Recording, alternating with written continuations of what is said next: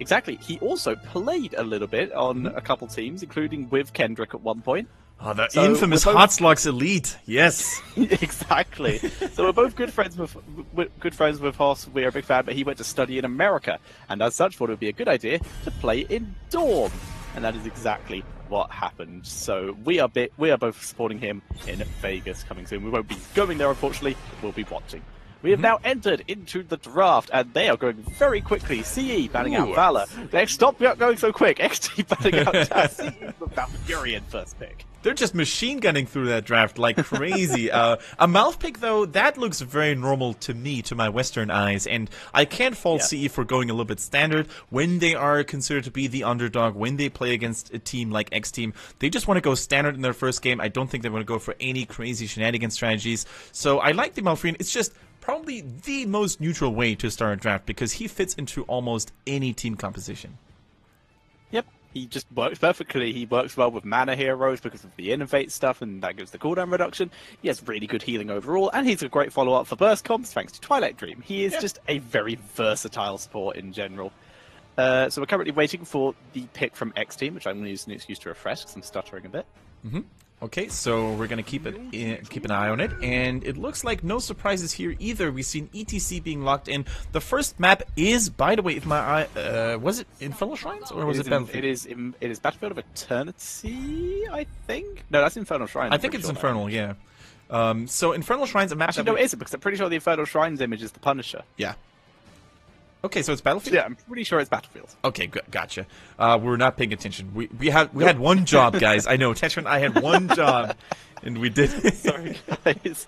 But yeah, it's one of them. Yeah, one of those freaking Diablo maps. It's BOE. Thank you, Dog Ray. Okay. So yeah, going with the tank and the secondary tank / support here in the form of ETC, followed by Zarya. Zarya is still very popular in the region. XTeam bringing it out. It allows them to pick some kind of aggressive cruiser or melee hero if they wish to later on. CE with Muradin and Li Ming. Li Ming makes me very much lean towards it is Battlefield, so that's very likely now.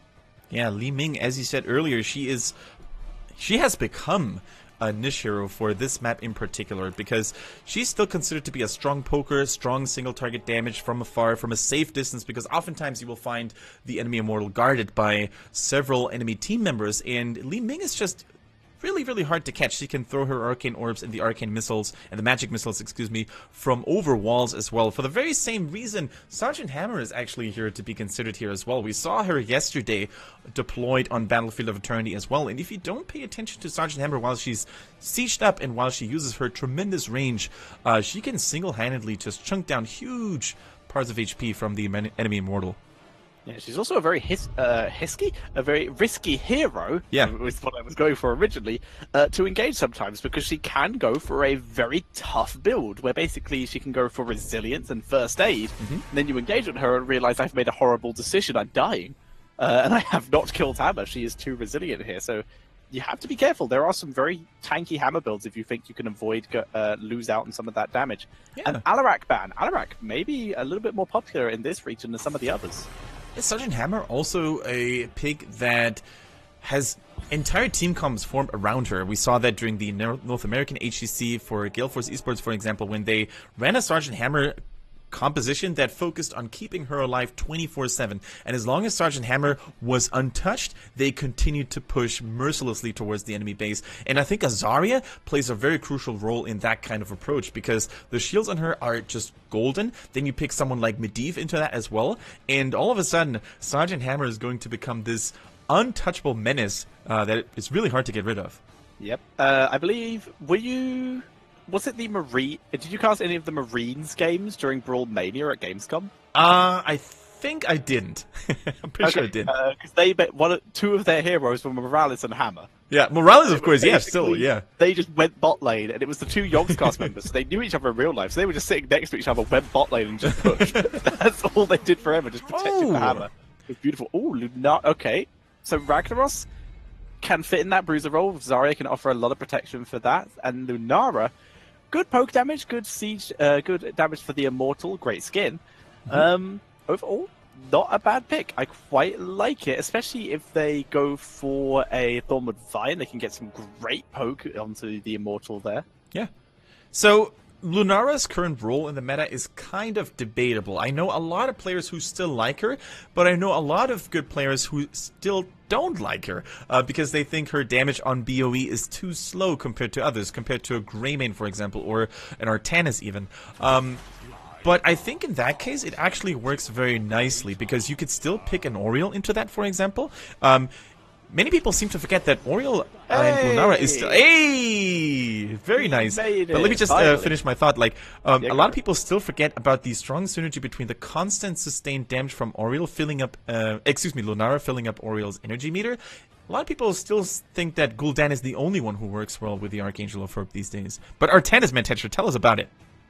So Artanis, for starters, the biggest source of my saltiness in Hero League at the moment, because people still pick Artanis on this map and don't go amateur opponent. It tilts me very hard. But and rightfully so. Artanis, very strong hero on this map because he does a lot of single target immortal damage due to amateur opponent doing an extra 150 damage on his twin blades, which can be upgraded to triple blades. So he's able to burst down the immortal quite effectively. Works well as a secondary tank here, not great as a first tank, but his sustain and his backline engage can be huge, and also the ability to remove people from that defensive position with his flip there. Yeah. He can be devastating to entrenched positions. He's just such a good hero on BoE in particular. Like, everything on this map screams Artanis. His strong single target damage, the strong swaps, as you said, because the more predictable a map is, the stronger an Artanis swap combo is going to be, which makes it super good on BoE because you can mostly tell where the enemy team members are going to be, because both teams, of course, want to get that immortal done in their favor. So oftentimes you will see a stalemate, a constant back and forth skirmish between those teams, and then a good Artanis swap can be golden initiation to really decide the outcome of a team fight in your team's favor. So good job for both teams. I think both teams have very interesting drafts.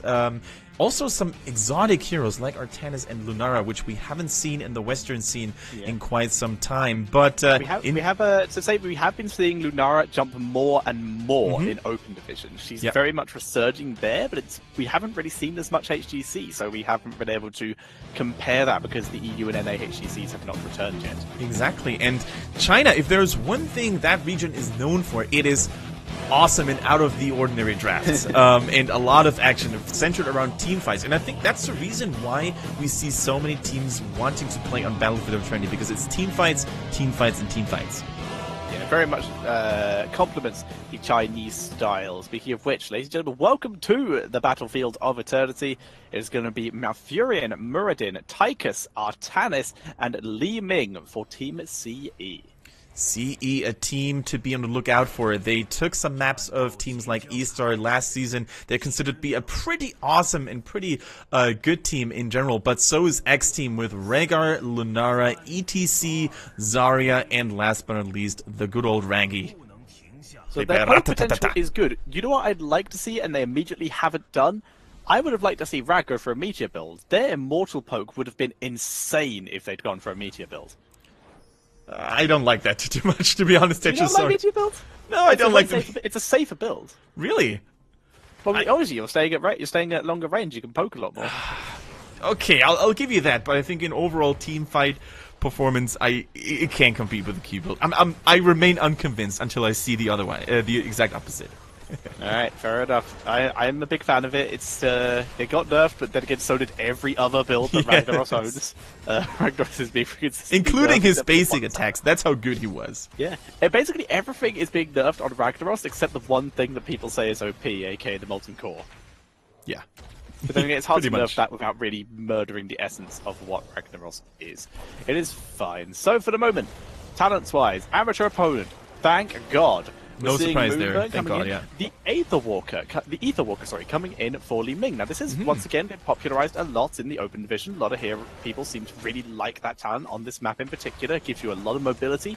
Doesn't obviously combo with Calamity, which would have allowed you to teleport consistently on the Immortal and do a good amount of AoE damage and wave clear. On the other side, XTeam bringing out the Lightning Bond again, which is great for Immortal working down, and the Guitar Hero for ETC, that extra attack speed for the entirety of his team, just to get even more. That is a pretty good talent, and not to be underestimated, because, let's face it, Progrock is not going to get a lot of value in BOE, because there's not that many chances to pick up region globes, whereas Block Party gets shredded pretty hard by Tychus, and except for Tychus, there isn't really a whole lot of auto-attack damage to be feared either, so I like the choice at level 1 for ETC. Also, Natural's perspective for Lunara, which is going to provide her team with some really, really useful vision, especially while dancing around those tight immortal areas, which is really, really useful. Yeah. It also makes it far more likely that she's going to be picking the Vision talent, sorry, the Thornwood Vine later on to synergize with that so that she can poke and see where everyone is, try and line up so that she can get heroes and the Immortal. Look at Kid, by the way, with the ETC, constantly interrupting those Li Ming spells. Really, really well done. That takes a lot of early game damage away from CE so far. So far, Immortals at the halftime show, pretty even. There is actually only 8 damage in it. I believe, Yes. if my math Don't is do correct, math it on stream, almost Thatcher, but I certainly think isn't. you're right this time. So both teams going to start working down those Immortals. It is a race to the finish. Both going to rush it down. Who Oh will my win? goodness! Oh, it's going to be XTeam by 54 hit points. 1 auto attack. And XTeam coming out ahead. And immediately they're going to attempt to be punished here by CE. They do a lot of damage to Lunara. But Zarya is on the case with a good shield. And Lunara does survive. The power of Artanis and Tychus cannot be underestimated here. Muradin, like Wind on CE, wasn't even with his team. He was harassing and distracting XTeam there, and still they came out on top, destroying the Immortal faster than their opponents. Now Kid going in relatively aggressively, knocking everyone back here on the retreat. Pretty ballsy maneuver, but it bought his team a lot of time to just chunk down HP on the Immortal. So the chat has corrected me in the fact that one is 14, once again caster maps, and I also read which team won wrong. Hooray. Double caster mistake. Map on stream, never do it. We're seeing a good engage there onto Malfurion, getting killed off. Rhaegar with the lovely feral lunge, picking up that kill. I'm equally to blame, though, because I was too lazy to do the math myself, and I would just blindly accepted and agreed on your calculations there. But we see another engage. Poison. Oh It's my still goodness. ticking, still ticking. Grenade trying to snipe it. Looks like Li Ming will... It's still ticking. It's still going down. Tick. Tick. Okay, barely survives. He kept her healthy there. Li Ming able to get back and keep herself healthy. She doesn't even beat. She just stays and uses the healing from her team there and Malfurion. In the meantime, XTeam able to grab that Khazra camp. We're putting most of the attention on top lane, the Chinese observers, because bot lane, it's Ragnaros versus Artanis. Not a huge amount is going to happen down there for a while. Yeah, it's pretty much the unstoppable force against the immovable objects there. Like, if neither of the two makes individual mistakes or commits any grave errors, then none of the two should really die just like that without getting ganked or so. Sorry, by the way, for the short stuttering here on the stream. The production crew in China is aware of that, and they told us that they had some bandwidth problems, so hopefully that's not going to occur too frequently. Artanis going in to try and do some damage to Lunara there. Nice ETC save. of a good start, trying to block it, but Muradin and Li Ming from over the wall. Li Ming firing some damage. Now they turn to ETC. Good route by Mouth, and that's another kill. And CE bringing the kill count 2-1, coming back into this and get themselves an XP lead. You gotta question yourselves, though, what did Zarya do in top there right now? Like, they're not even pushing, and I don't think Ratatat on the Ragnaros really needed any assistance there, because he's still full HP, so it was not like he was threatened by the Artanis or anything, and maybe Zarya's shields could have helped the bottom lane to stay alive for a little bit longer. She has the speed boost shield, doesn't she? So that might have helped someone escape there, maybe dodge those link shots, so... Still very strange for now. They are on the defensive. They decide to cancel grabbing that shaming camp and instead move into a defensive position because they're immortal. It's already taking some poke damage. Now we see Li Ming coming into her element. Going to be throwing in some good poke damage onto that immortal. Artanis, by the way, taking the follow-through talent, getting even more this is very aggressive. engage damage in Immortal Burst. Yeah, normally you're used to seeing the slow after a swap. Which is a talent that I normally, when I play Artanis, and I do play him quite a lot, also prefer. But the follow-through, of course, offers even more single-target damage. And especially as time goes on, Artanis is going to become a real bruiser. Like, he's one of the highest DPS warriors in the game if left unattended. So I kind of like this choice, especially later on with the triple strike. It's going to deal tons of damage. I guess using that extra grenade range to his advantage, joining in Li Ming with poking down the Immortal, and CE able to, without taking a fight, poke down the enemy Immortal. However, we're seeing an engage by XTeam trying to grab something back. Wind tanking through it though, like a champ, using Muradin as that body to absorb some damage. Yeah. But now they're in a big arc. They're not really grouped. They're not really in a position where they can poke the Immortal right now without risk of being engaged upon like this. Malfurion getting stunned up, but Muradin zoning everyone else out. So Malfurion has lots of space to retreat.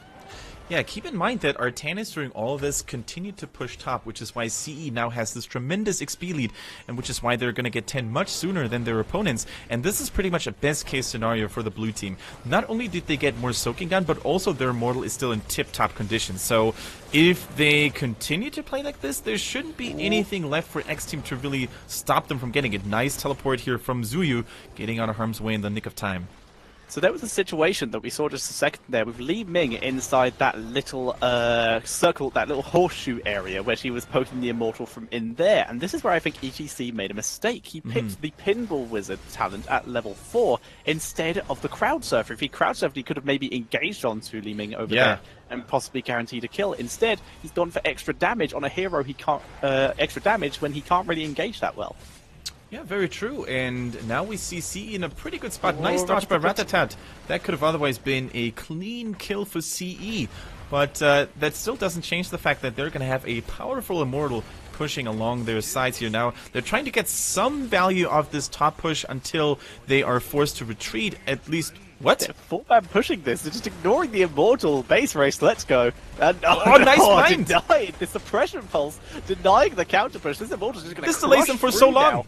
It's a 4-man push, well, 3-man because one of them's hiding. They do get the fort in exchange. Now the question is, can they defend their tier 2s? Yes, they can. Ragnaros with the Molten Core going to try and siege this away. Done.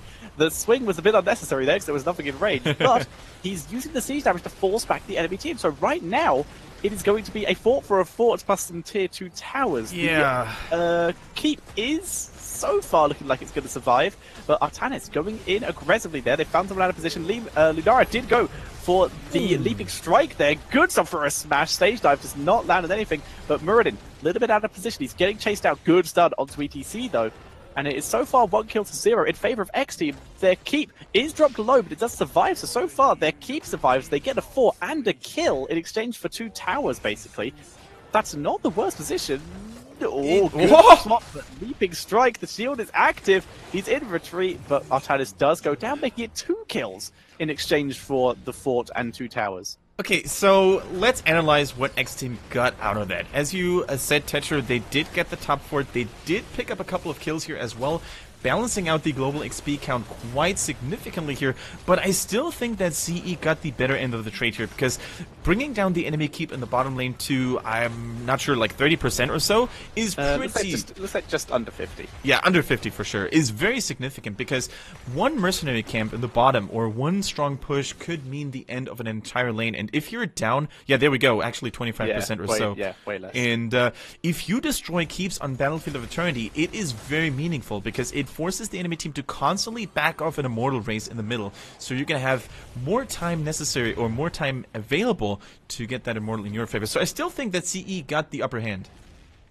Yeah, it's looking good for them, but XTeam, they did manage that quite well. I'm not sure that they would have been able to do a huge amount more if they had actually just they definitely got the best out of this situation for sure. They didn't play that poorly, that's for sure. Indeed. Well played by them. So Furious comes in, does not land this time. Furious with the Twilight Dream, going to try and prevent stuff here. Stage dive comes in, doesn't really catch anyone dead. Ancestral, very unnecessarily used, but Lunara does pick up the kill there.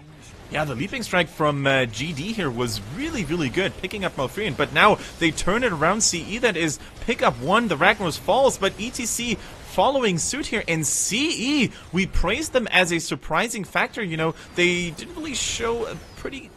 a good performance last season, but they took off some maps from super good teams in the process, and they are here to make a statement. Beautiful swap from Paradise, and CE, they're bringing the pain, and during all of this, they even had a mercenary camp pushing, and this could be the end of the bottom keep if Lunara doesn't take care of it. That's absolutely going to be the keep, dropping low, very possibly. Oh, they got it! There it goes, down goes the keep, and now CE, they're going to get a half health Immortal at minimum, probably the full Immortal, with very close to full shields. They have a keep down. They are in a great position to put on some pressure.